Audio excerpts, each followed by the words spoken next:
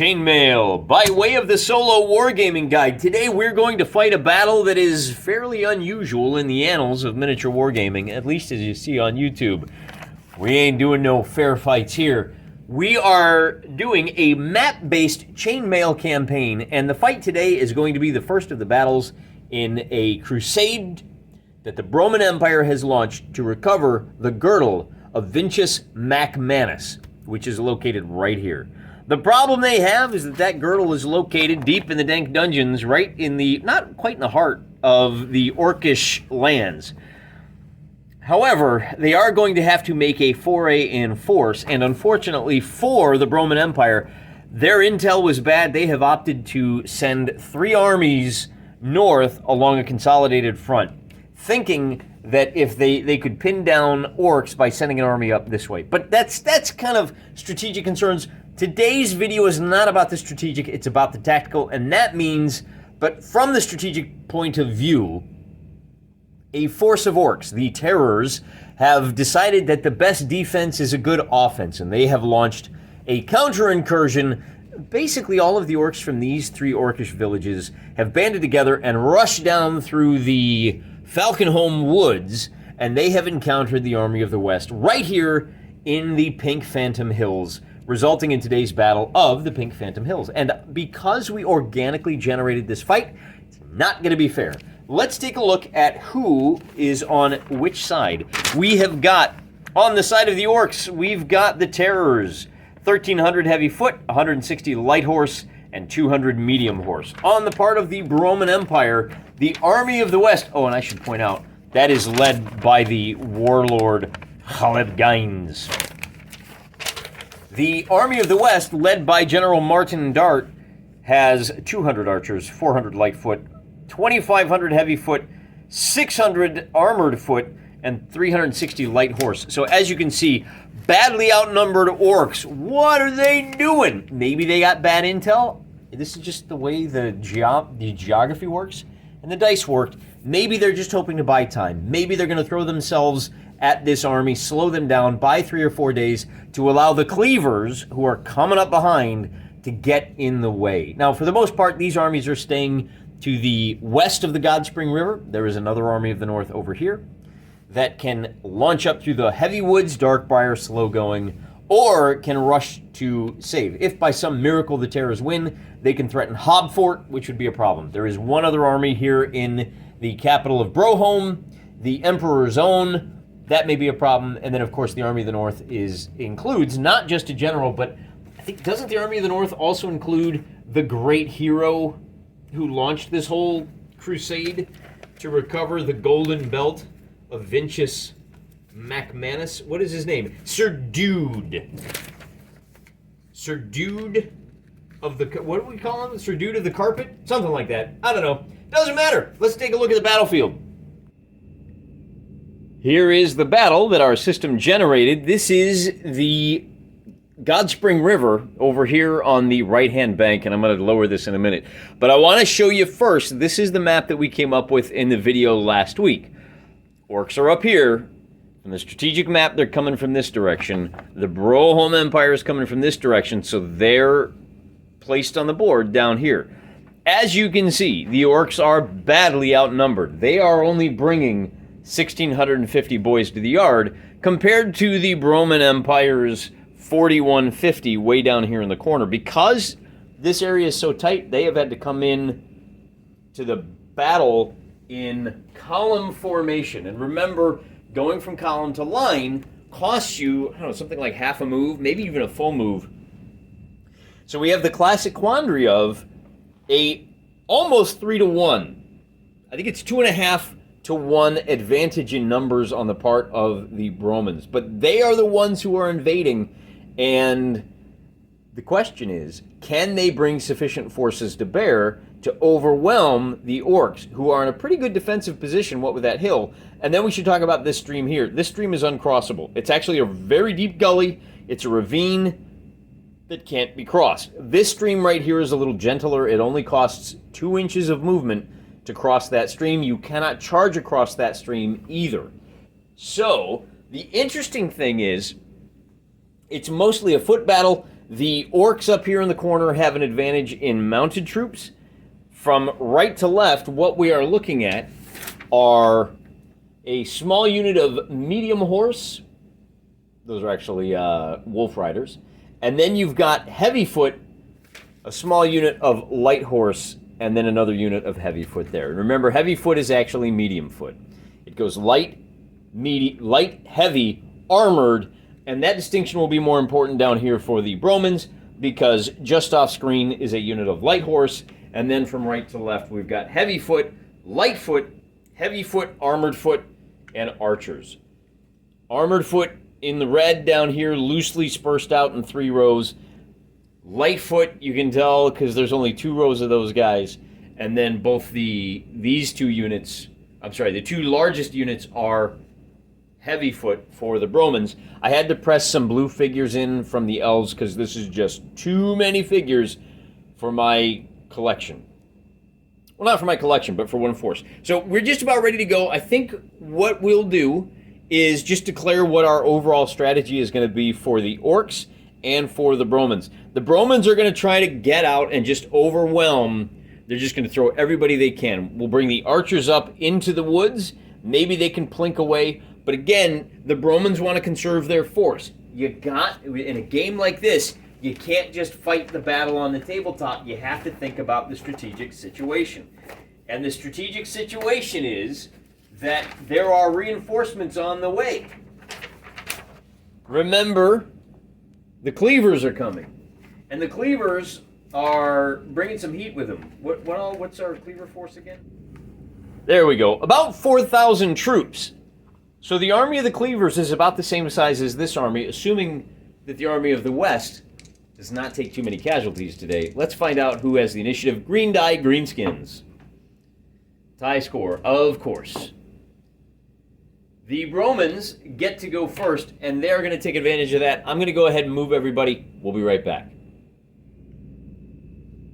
Nothing too surprising here in this first turn. The light horse reserve has not moved. Everybody else on the table has 1 fatigue. Remember, 5 consecutive turns of movement, and you fight as 1 class down.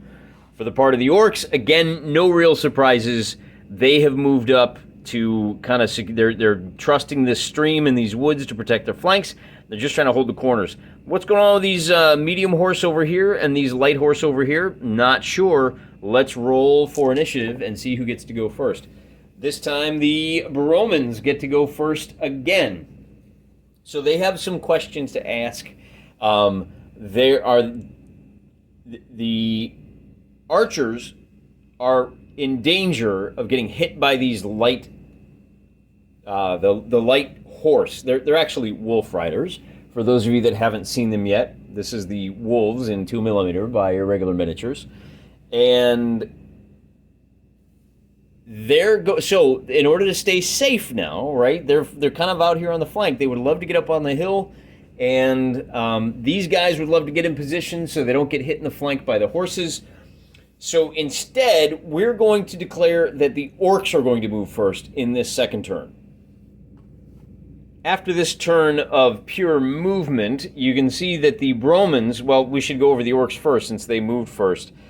They've moved their medium cavalry up here into a flanking position, and they're holding. The orcs have now secured both the stream bank and this narrow gap between the woods and the north edge of the battlefield. Their light horse are down here getting ready to threaten this flank of the Bromans. So the Bromans are going to be spread out over a wide front, and the orcs may wind up getting to pick where the battle is fought. For their part, the Bromans have maintained all of their formations. They did bring their light horse up. Archers on the hill, they can fire, remember, 45 degrees. Whoops. So they can only fire in that direction.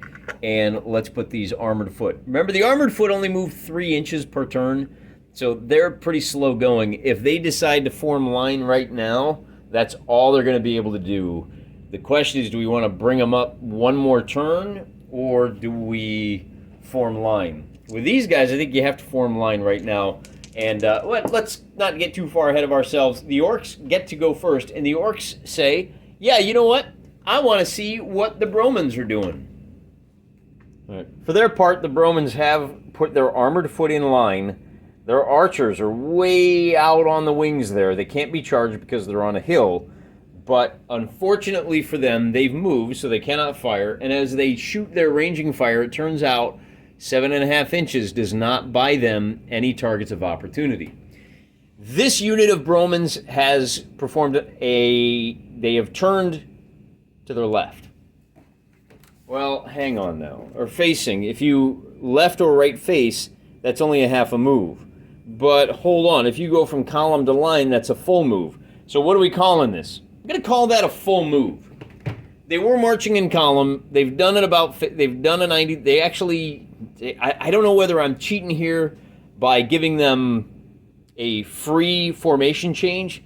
I guess, or if I'm cheating by giving them a free turning to the left.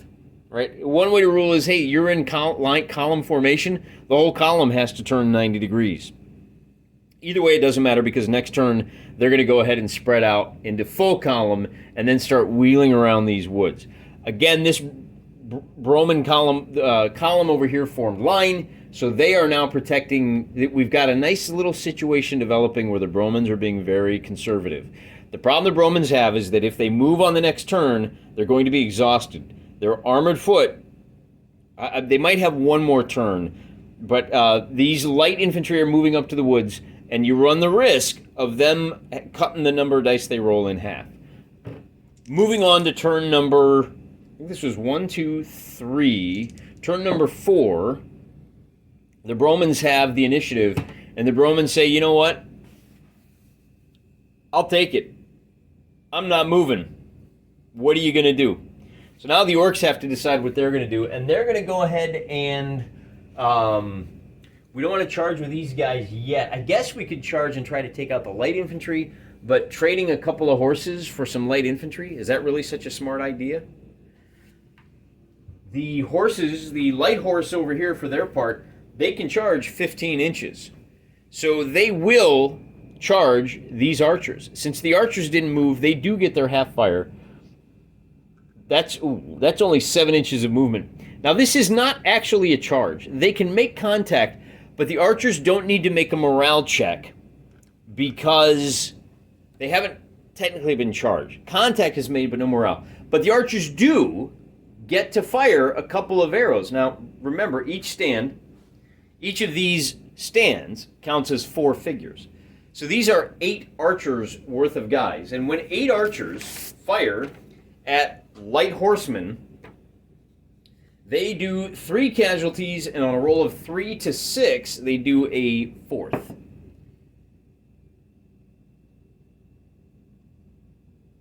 So one of these stands gets eliminated right off the bat. And we need to keep track of casualties, careful track of casualties, because just because the Orcs lose the fight doesn't mean everybody dies. The remnants of the Orcish army may be able to pull back and regroup. They may be able to get lost in the light woods to the north. Let's not get too far ahead of ourselves, though, because we do still have... so that was the movement over here. The Orcs are refreshed, so they're going to use their first...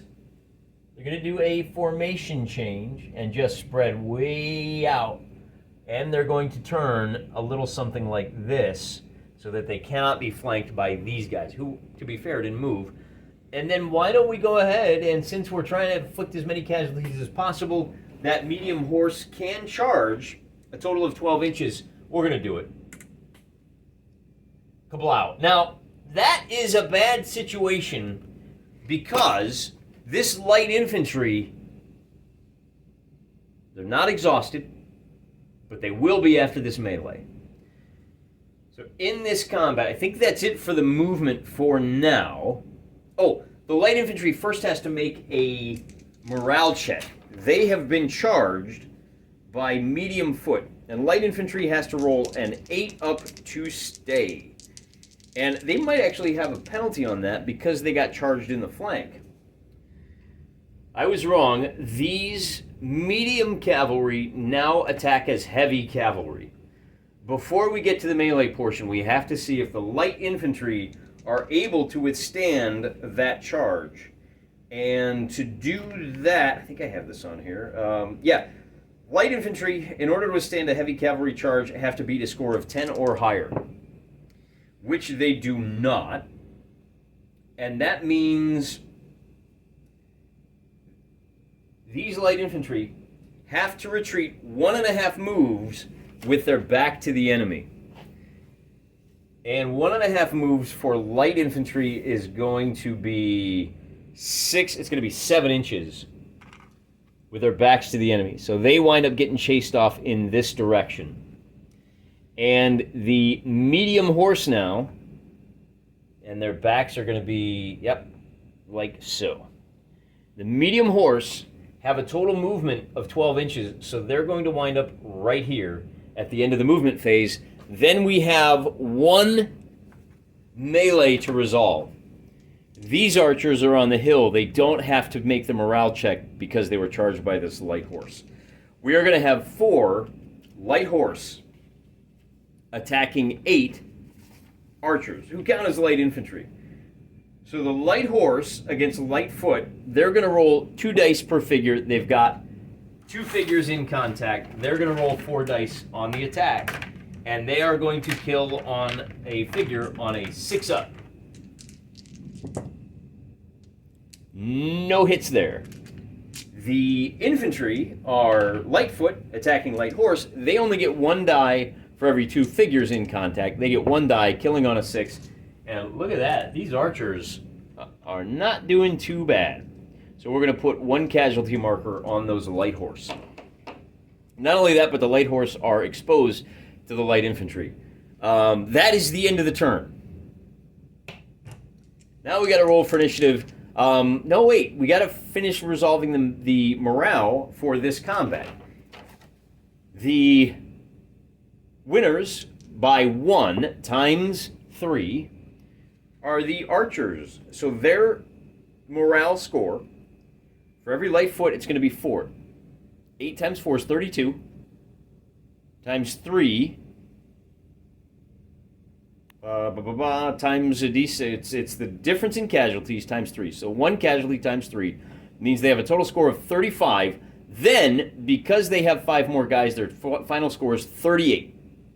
The Lightfoot, the Light Horse rather, have a final score of 18. The difference between those, 38 18, is 20 because it's a smallish combat. Now, I'm not going to do that in these battles.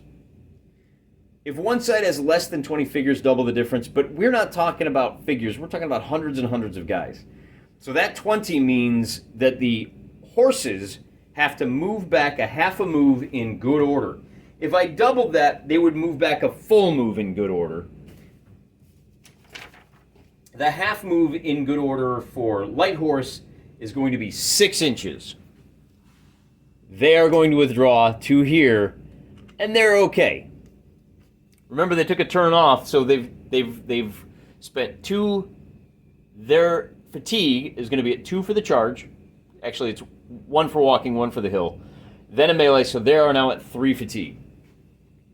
And the good news is, by having to withdraw, they now have the option of avoiding a fight with this light infantry. Rolling initiative for the next turn. The Bromans have it. And the Bromans now are in an unenviable position that this medium horse has upset their battle plans considerably. They're going to have to spin around to stay safe. And they can turn up to 45 degrees, which means basically they can just anchor themselves like so. It's a bit of an odd formation. And that 45-degree move costs them half their movement. The other half of their movement is going to take them to here. And they're going to be done. We'll leave them in formation. The other troops are going to move pretty obviously. We're going to move these guys up. We're going to bring these horses. I'd probably put them up on the hill.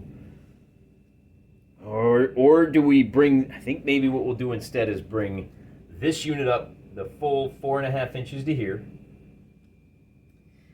And bring the cavalry. Where do we want to bring these guys? There's no unit interpenetration.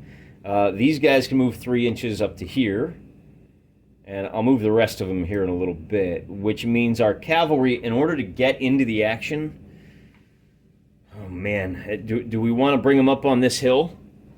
If we bring these guys up on this bottom hill, we'll slide down so you can see that. Then they can work their way around. That's probably the best bet. Probably should have put them up on that hill to begin with. It's 5 inches to the hill, 7 inches left over. They can move 3.5, so we're just going to stop them right there. And they're going to be sitting at 3 fatigue as well. Now, they're not going to be able to charge in the next turn, but they're getting in much better position. This light infantry has to remain unmoved while they attempt to rally. The archers here are going to target this unit here, and again, because these light cavalry are unarmored, they're going to take 3 more casualties, and they're just going to be wiped out. All right, valuable lesson. Don't send light cavalry to chase archers off the battlefield. I kind of think I'm doing that wrong. I think that all cavalry should be, they at least have a shield, right? I think that's ridiculous.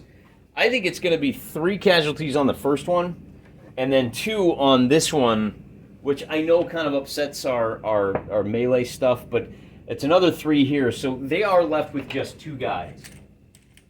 So the first bow shot did 3, the second bow shot does 3. There are only 2 wolves left in this wolf pack.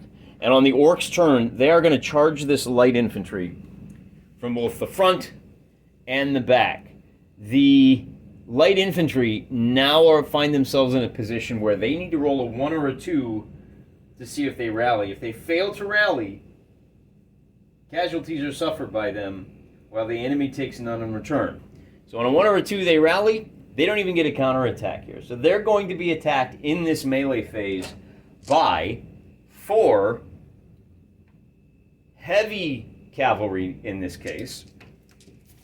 And heavy cavalry attacking Lightfoot are going to roll 1 die, 2 dice, no, Lightfoot, it's going to be 4 dice per men. So those 4 guys are each going to roll 4 dice. We're going to need a lot more dice here, fellas. I've got 8, I'm going to roll them twice. And they are going to be killing on 5-ups. Heavy horse on Lightfoot, killing on 5-ups. We get a total of 4 deaths here. And then we're going to roll, again, 4 deaths, 5, 6, 7. And then we have 2 more light cavalry who are going to roll 4 dice hitting on 5s. So 7 casualties altogether is going to eliminate 1 3/4 of a stand. For our morale portion of the game, we'll have 8 times, now these do count as medium foot for the horse for the purpose of morale. That's 64 for these guys, plus another 12, so we're up to 76. They did 7 times 1 is another 7, so that's 83 is the final score. But they, who outnumbers who? They outnumber by 1, so it's going to be a total of like 79, I think we're up to. So 79 for the orcs. Then the Lightfoot, we're only going to have 7 times 4. It's 28. Minus the 79 gives you a score of about 50-ish. They have to move back in good order, but they are encountering enemies on that retreat. Which means, if they form friendly troops, they're immediately stopped, both spend the next turn rallying or something. I may have found a way to cut this Gordian knot. The light horse have to make an instability due to excess casualties check of 8 or better, and they fail. So, if you fail, you're removed from play immediately. Oh, wait, no. Remain in battle. Yeah, so these guys retreat. And I'm going to put the retreat units over here and the units that are killed in battle over here.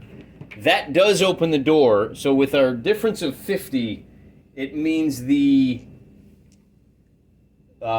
guys will retreat one full move, which is 4.5 inches. We can measure that out just to keep it honest. However, these horses can pursue, and they get to deliver another attack, which will be 16 dice hitting on 5s. You have a second round of combat. That's going to be another 3 hits, and for another 5 hits. So that takes these guys down to here, and now they have to make an instability due to excess casualties check, which they fail, so they will, well, wait a minute. That pushed them over the light infantry at a quarter. That pushes them over, and so they flee the battlefield as well. And then this medium cavalry finishes out their charge. And I probably need to start leaving markers for this. So their charge is going to end there. And that's a bit unfortunate for them, because the medium cavalry here now is going to be subject to archer fire. Oh, except you know what? Missile fire comes and then melee, which means the turn is over. We have to roll for initiative. And that may buy the orcs time to get out of bowfire range. And it does. The orcs say, I want to go first. The medium horse are getting tired. They can move a total of 9 inches. They're going to go ahead and move their 4.5 inches, which will take them out of bowfire range, and then they're going to turn 180 degrees, and they're going to stop right there. And I think that's it for the orcs. Fresh. The Broman Empire is going to bring these guys up to here. It's not a full move, but it does incur a cost of 1 fatigue, which shouldn't be a problem for them, because this unit is going to hang tight. They're not going to do anything. Neither are these guys. Well, are they? Well, you know what we can do? These guys are tired. The cavalry down here, let's bring them down so you can see. They're going to rest and refresh as well. So the Bromans, these guys have moved. They're going to be tired. And I'm going to go ahead and mark that. Hey, we're sleepy. Everybody else is rested now. Since they didn't move, they can shoot. But like we said, 7.5 inches, they got nobody in range. And that is going to be the end of the turn. Everybody's kind of pulled back. Take stock of the situation. Most everybody is refreshed. And now we roll, and the Bromans get to go first. The armored foot are going to put pressure on these horses.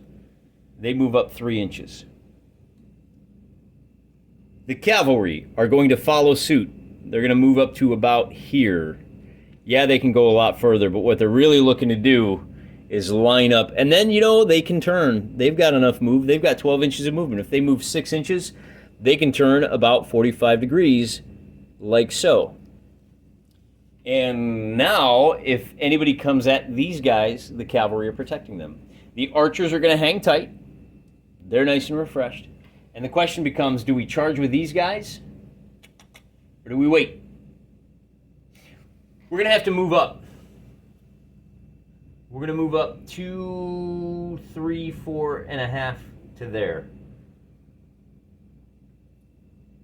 And that might mean eating a charge from the orcs, but we have to put the pressure on them. If they charge now, if this unit charges, they don't have enough movement to get there. They can't move on the next turn. They're too winded. They're going to fight at a lesser quality. And, you know, they've got the strength of numbers, so why not just dare the orcs? Hey, why don't you come at me? And the orcs say, you know what? We're good. Keep wearing yourself out. So I'm going to start marking these guys. You're tired. You're tired. And you're tired. But because these guys haven't moved, they are not. I think fatigue is going to start to be a big thing. The orcs aren't moving either, so they're all unfatigued. They're all very well rested. Where does that put us? There's no bowfire. So we're back. Very much a game of positioning today, isn't it?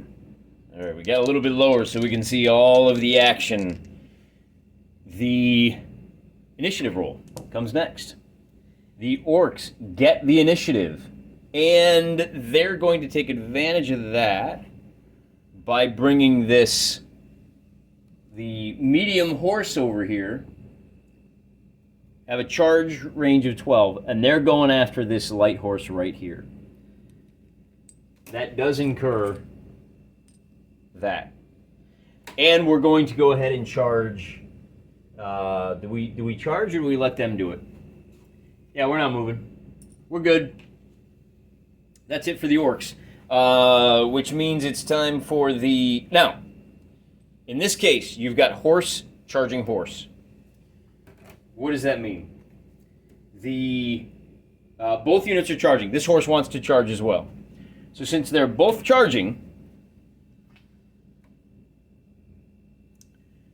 we actually need to bring these guys move 9 inches. We're going to bring them up. They're going to move their first half. We're going to bring them back 3 inches to here. And this is where the light horse will wind up moving up 3 inches to impact them. So we'll bring them up there. The light horse move up to here. If both of these charges go off, I may be getting a little ahead of myself. The medium horse charging light horse need to roll a 4 or better, and they get it off. The light horse, in order to countercharge, need to roll a 6 or better.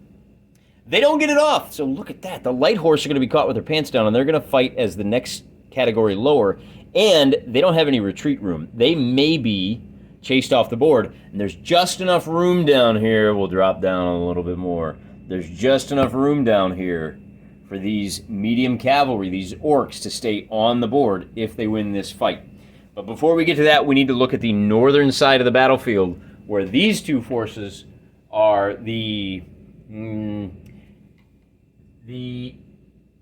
Bromans are going to charge, and we're just going to line them up, so it's going to be a one-on-one fight. When foot charge foot, you don't have to worry about that. But what you do have to worry about is fatigue. The Bromans, because they charged, they're going to incur, I think it's 2 fatigue, right? Right, guys, for those of you playing along at home, you can move 1 turn charge, then melee 2 rounds. So the way we represent that is by giving the charging guys 2 fatigue markers, which means these guys have to take a fatigue marker as well. The light horse do not. We're all good on fatigue. Let's start up here since we can already see that battle. Who else is moving? You know what we're going to do now that these guys are tied up? We're going to bring these archers down off the hill 4.5 inches. And we're going to start sending arrows into these guys. If they don't have any backup, we can just, with impunity, start dealing damage. Meanwhile, we've got 2, 4, 6, 8, 10, 12, 14 troops going up against each other. That is heavy on heavy. I got to roll 14 dice for each side. Hits are going to occur on 6s. 2, 4, 6, 8. I need 6 more dice. 4, 5, 6. So 14 dice. We're rolling for the Bromans first. Hitting on 6s. They get 2. So 2 casualties to the orcs. Then the orcs are going to roll 14 dice, and they are going to be hitting on 6s. Hey, are any of these guys spearmen? That's kind of an important question, isn't it? Well, let me roll for the orcs first. Because if the Bromans are marching with spearmen, archers, lightfoot, I don't think they are. They are not. Okay. I feel like in a previous video I might have said that. So it's 1, 2, 3 casualties to the Bromans. The orcs have done 1 extra casualty, so they get the bonus morale of 2 points for that bonus morale. Hey, that's great. Now, the way I handle this is to say, look, when it comes to the raw numbers, each of these stands cancels out. Oh, by the way, 1 round of melee means fatigue. We have 1, 2, 3, 4, 5, 6 extra stands. Wait a minute, these all cancel out. We've got 2 left over on the orc side. And we'll put these 3 here. When you've got like fighting like, every survivor cancels out another survivor. So you look at the fact that the Bromans have 19 extra survivors. Multiply that by 5 and you get 95. Then you add an additional 19 for having more guys in store, and they beat the orcs by more than 100. These orcs are all going to surrender, which doesn't end the battle. Quite the contrary. What it means is that these, well, hang on, surrender, see page 16. You've got a situation where the Bromans are going to have to escort prisoners off the field. And I don't know what the Bromans are going to do. Maybe they're going to press these guys into, as galley slaves. The point being, you have a total here of 1, 2, 3, 4, 5, 6, 24, 25. You've got 26 prisoners now of orcs that have surrendered. Those 26 stands of prisoners need 26 figures, need 6 figures to accompany them. So we're going to break off these 2 figures, and they're going to grab all of these survivors, and we're going to take these 2 as well. We're going to make sure we got a couple of extra guys.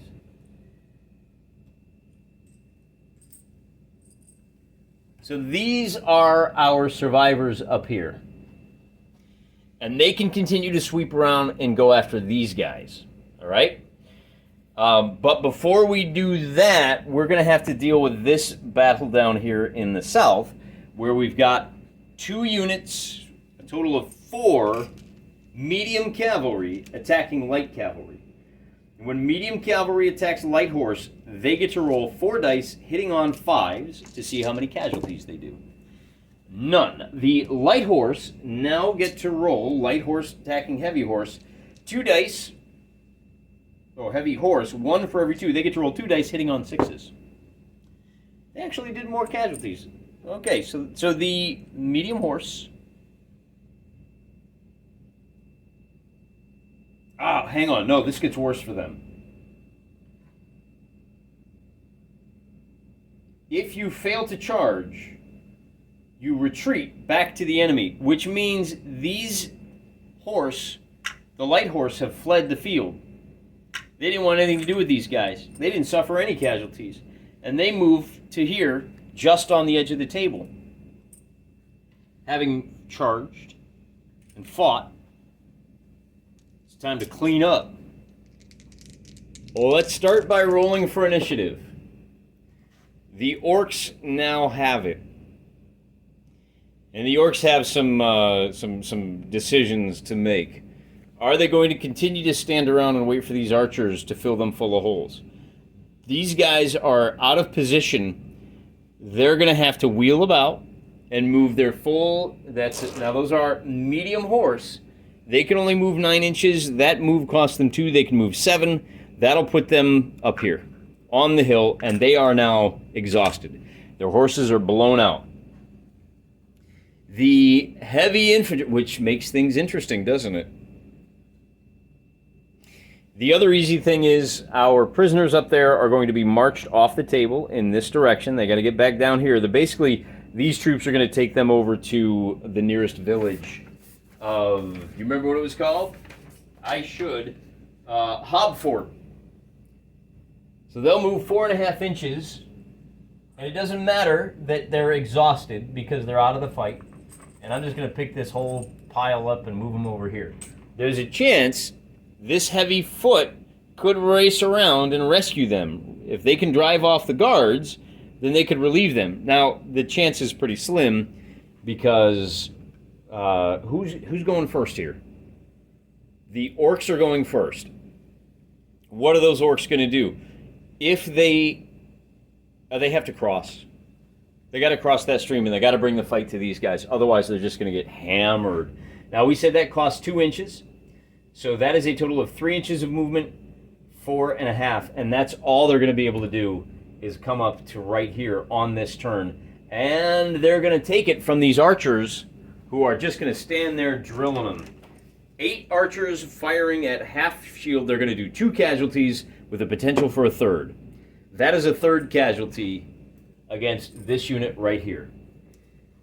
This unit is going to move up.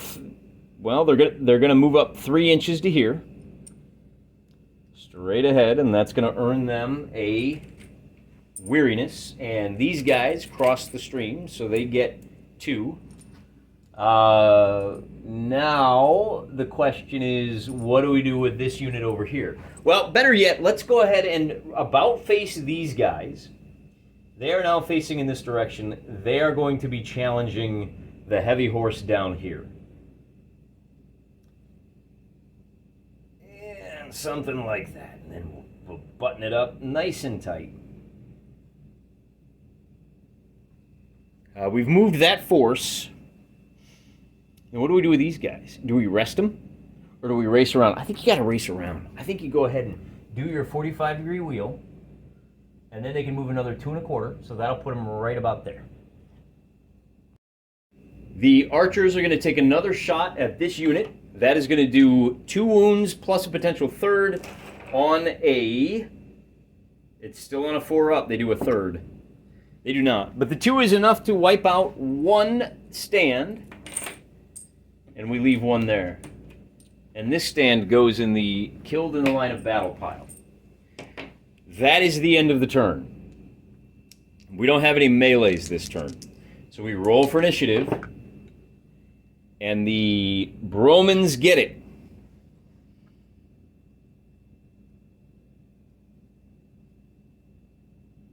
The Bromans are going to go first. We are going to wheel this group 45 degrees. And then we're going to move them up there 2 1/2 inches to here. We're going straight at them. That could be dangerous, depending on what these guys do.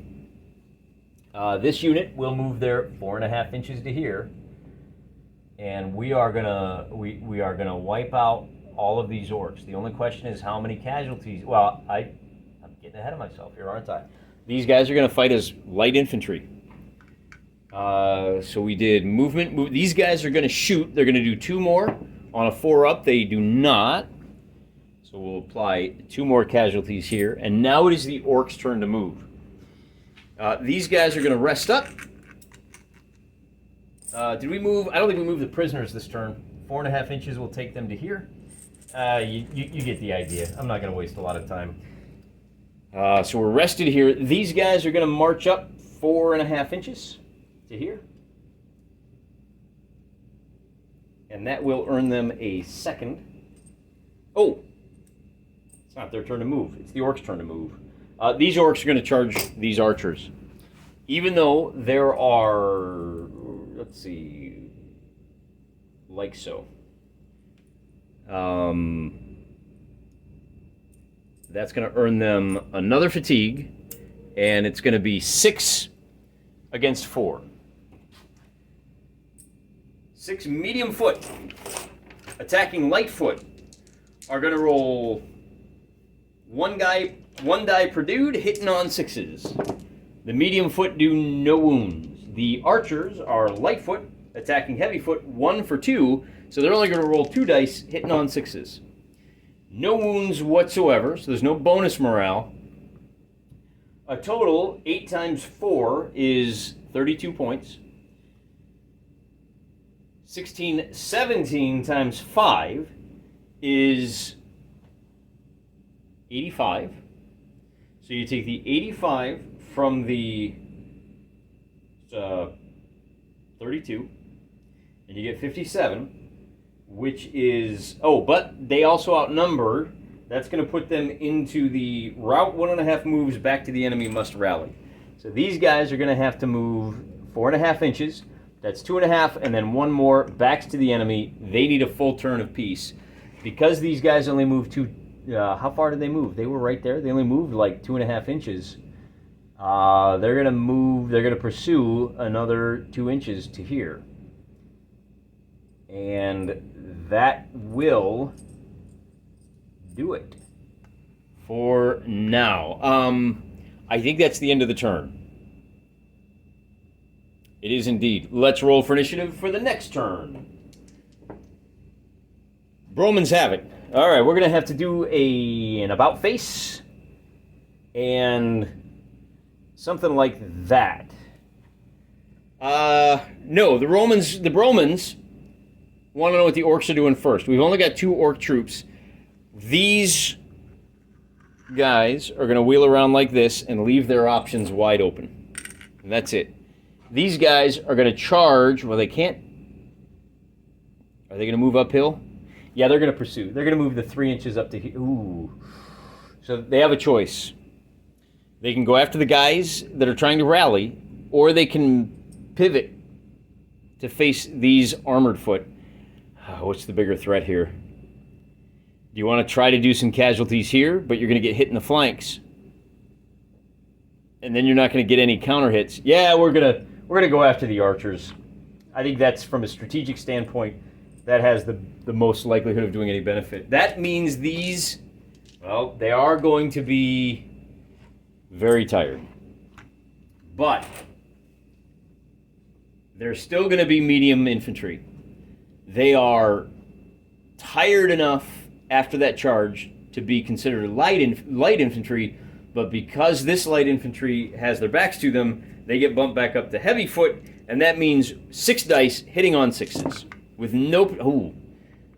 So they don't do any damage, which is unfortunate because they also get hit in the flanks by this unit here, who charges in and is getting very tired themselves. A charge gives you 2, and a melee gives you 1. Again, these are armored foot, who are exhausted now and go down to medium foot, but they're hitting the orcs in the flank, so they go right back up to armored foot. And we'll give these guys the yellow tired gems. We now have a total of... How many guys can make contact? 2, 4, 6 guys making contact. And those 6 guys are going to be rolling for armored foot against light foot, 1 for 1, hitting on 4 up. So they get a total of 2 hits, which eliminates another stand and leaves another casualty there. Because they did 2 hits, they're going to get a bonus to the morale of 6 points. And we're going to wind up with, oh boy, these guys, need to roll a 1 or a 2 to rally. If they don't, they rout. So they rout another 1.5 moves, which will be downhill. So they go the 4.5 and then 2 more moves to here. And because these orcs are in contact, they don't get to pursue this time around.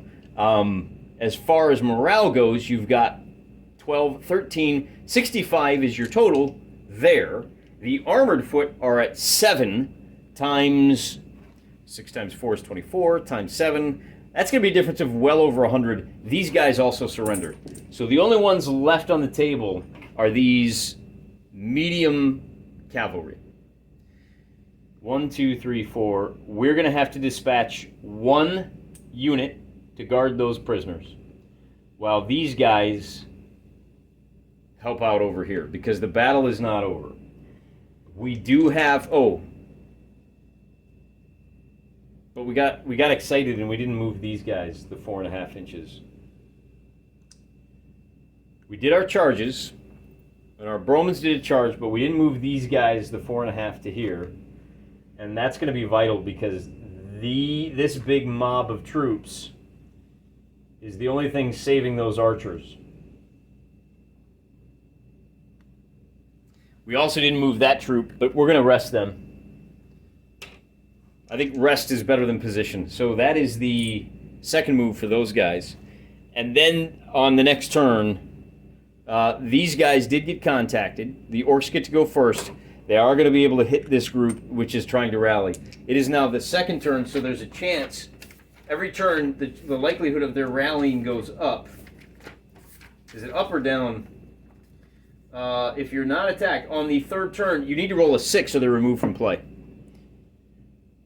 Wait, this is the second turn. They rally on the second turn on a score of 3 to 6.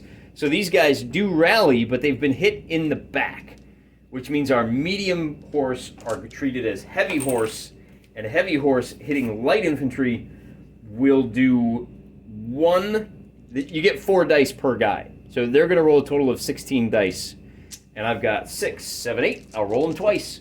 And they are going to be hitting on 5 up. So 1, 2, 3 hits on the first one. And 1, 2, 3 hits on the second one. These guys are going to have to do an instability due to excess casualties check, which they pass. How about that? So we'll put 2 casualty markers. I think light troops, inst deck, they stick around. Oh, let's see. Light troops, they need an 8 or better. Oh, at half casualties, they're gone. So they are wiped out. And the heavy cavalry only charged 1.5 inches. So they still have a lot of movement left over. They can follow up their charge with another 10.5 inches. That means that's 4 inches to there. So they're at about 5.5, and then going uphill, they can go, let's call it 7.5, and then 2.5. So they can actually wind up right about here. And that is now the end of the turn. And this heavy horse, I think the game now becomes, can the heavy horse get off the battlefield? We'll roll for initiative, and then we'll do some moving. The orcs get it, which means we'll go 9 inches like so. They're going to be able to rotate. Wait, what's their regular movement? Medium horse, 9 inches. That's going to cost them, they're going to be able to move 7 inches to here. And since they are the last unit on the table, these prisoners will be marched around to here. And they'll have to turn around. 9 inches will carry these guys off the table. So these guys will be, this heavy horse are going to escape into the woods to the north. But the rest of the force has either been, well, we're going to have to sit down, and we're going to have to analyze the results of this battle. That is for another day. We're going to do 2 things. We are going to figure out what happens to all of the people, all of the orcs who fled, and they will be fleeing north. We'll have to figure out whether the Bromans have anything that they can use to catch fleeing troops. Then we'll take a look at what's going on with the rest of the strategic map. If you recall, this battle takes place on the 28th, June 28th. We've got another army over here on the 27th and the 28th. In the next day or two, there's going to be a battle over here in the White Heart Woods. I'm going to bring that up over here on the eastern portion of the map. So we'll figure out the ramifications of the Battle of Pink Phantom Hills, and then we'll set up the battle for the White Heart Woods over here. But again, I will pick a random commenter on a recent Chainmail video, and we'll name the battle after him. Next week, I'm praying for you.